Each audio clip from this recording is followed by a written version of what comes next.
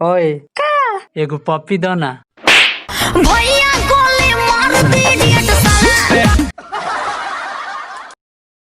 लाइकी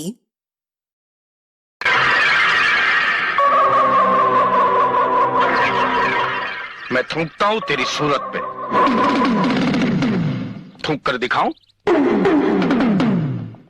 हवेली पे आ जाना। लाइकी तला है सवारकी के ले जा। अरे तो कैसन चाहिए? गरमी में ओकरा ही लागली बाल फूलल बाटे देखे में डाही। लाइकी हमार आखिरी इच्छा पूरा कथी तनी हग दीना का? हाँ हाँ हीरो हीरोइन फिल्मिया में अलग होके से पहले हगे लालो ना और सही रहो हग दीना। अच्छा हक चाहिए। हाँ लाइकी